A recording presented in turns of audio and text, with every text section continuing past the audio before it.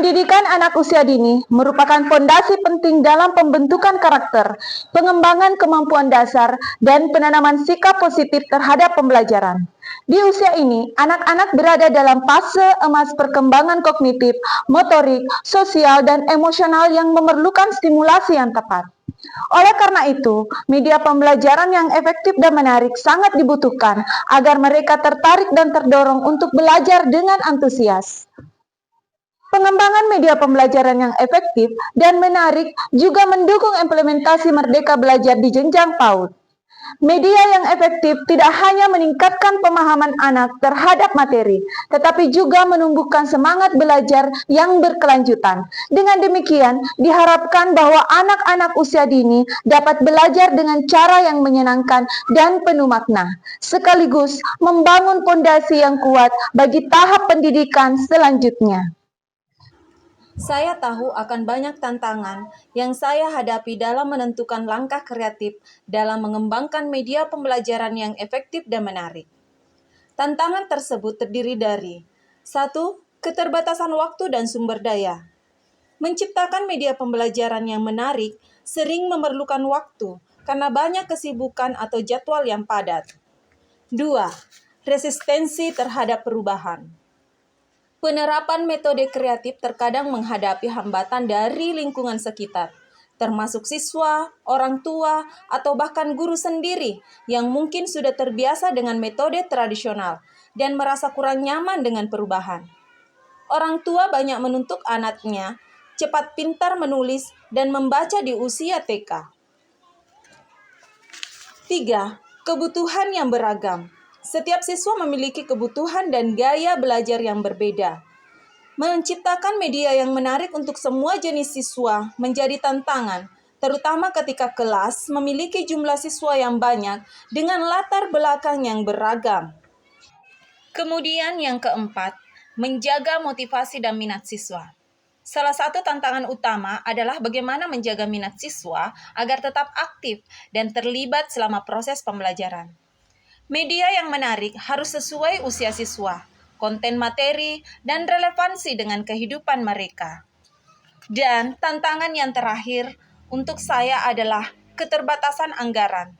Membuat media pembelajaran yang lebih menarik bisa membutuhkan biaya tambahan, baik untuk membeli materi pendukung maupun langganan aplikasi pembelajaran.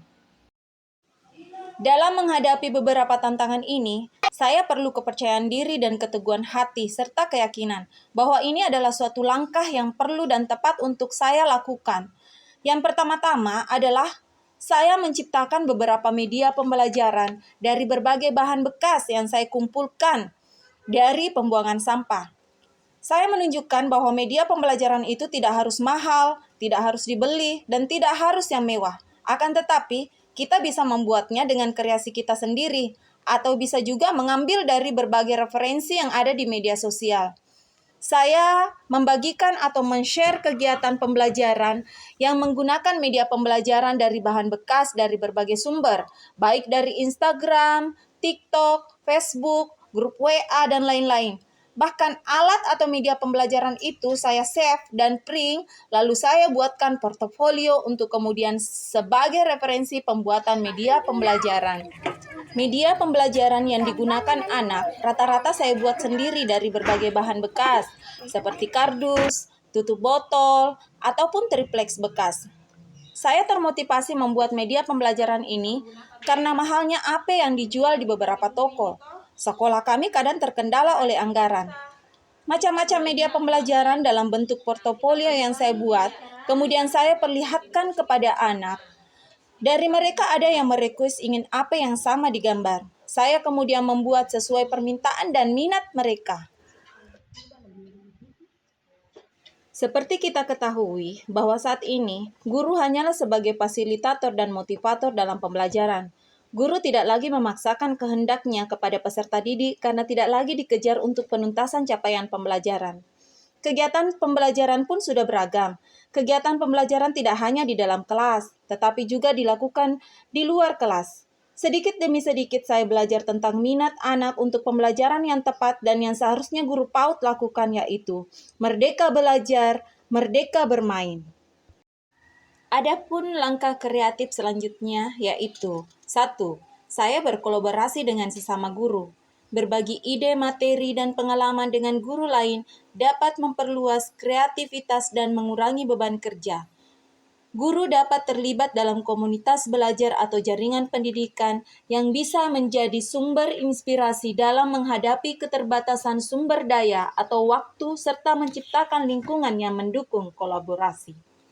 2. Melibatkan siswa dalam proses pembuatan. Mengajak siswa berpartisipasi dalam membuat media pembelajaran bisa membuat mereka lebih tertarik sekaligus meringankan beban guru, mengidentifikasi kebutuhan belajar siswa dan menyesuaikan tugas atau metode penyampaian materi agar relevan dengan minat, gaya belajar, dan kemampuan mereka. Dengan diferensiasi, siswa yang mengalami kesulitan belajar maupun yang lebih cepat memahami dapat tetap terfasilitasi. Kemudian yang ketiga, melibatkan orang tua dalam proses belajar. Mendorong keterlibatan orang tua dengan memberikan panduan tentang cara mendukung proses pembelajaran anak di rumah, sehingga siswa tetap termotivasi. Selain itu, pertemuan atau diskusi bersama orang tua bisa menjadi langkah untuk memperkenalkan pendekatan kreatif yang diambil oleh guru. Inovasi dalam pengembangan media pembelajaran yang efektif dan menarik di TK Negeri Cahaya Sapra Maritangae mempunyai dampak terhadap guru maupun terhadap peserta didik. Dampak terhadap guru yang pertama adalah peningkatan keterampilan profesional. Yang kedua, lebih mudah menjaga keterlibatan peserta didik. Yang ketiga, meningkatkan motivasi mengajar.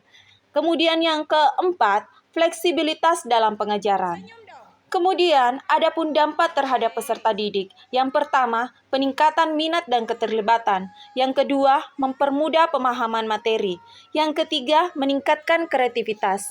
Dan yang keempat, pembelajaran yang lebih personal. Secara keseluruhan, pengembangan media pembelajaran yang kreatif tidak hanya meningkatkan kualitas pembelajaran, tetapi juga memperkaya pengalaman belajar bagi peserta didik, serta memberikan tantangan baru dan peluang bagi guru untuk terus berkembang.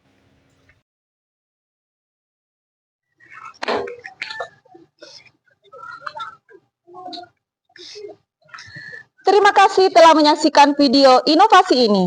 Saya percaya bahwa setiap langkah kecil menuju perubahan dapat membawa dampak besar. Jangan ragu untuk berbagi ide dan tanggapan Anda. Mari bersama-sama menciptakan masa depan yang lebih baik.